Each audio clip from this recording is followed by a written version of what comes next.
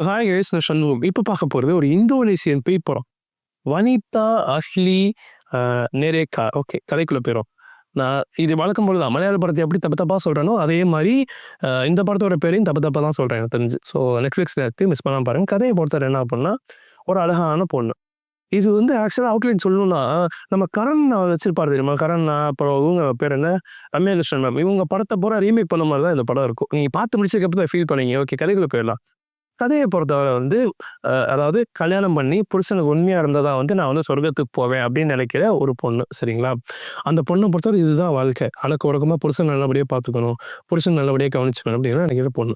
So அந்த பொண்ணு கல்யாணம் பண்ணி வைக்கிறதுக்காக ஒரு செரிமனி நடக்கும்.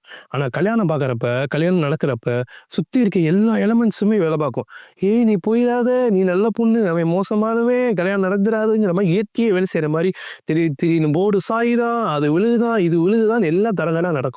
அத எல்லாத்தையும் தாண்டி வந்து இல்ல எனக்கு புடிச்சிருக்குன்னு சொல்லிட்டு போய் கல்யாணம் பண்ணிருவா. சரிங்களா?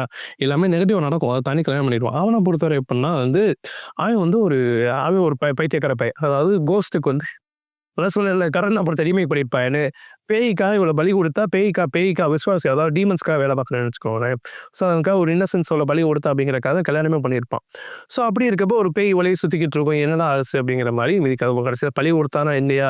இதுனால என்னலாம் ஆச்சு? இந்த பொண்ணுக்கு ஒரு குடும்பம் இருக்கும். தங்கச்சி, அம்மா, அப்பா அப்படின்னு சொல்லிட்டு. ஸோ இவன் இதுக்குள்ள இன்ஃப்ளூயன்ஸ் என்ன ஆச்சு அப்படிங்கிற மாரி கதை நல்லா போகும். ஸோ புடிச்சிருந்துச்சு, நல்லா இருந்துச்சு. ஆனா கரண்ணா படம் தான். டவுட்டே வேணாம். ஸோ அந்த மாரியான கதை இருந்துச்சு. ஸோ சான்ஸ் பண்ணாம பாருங்க. இதே மாரி நல்ல வீடியோல வந்து பார்க்குறேன். அது வரைக்கும் டாடா பாய்.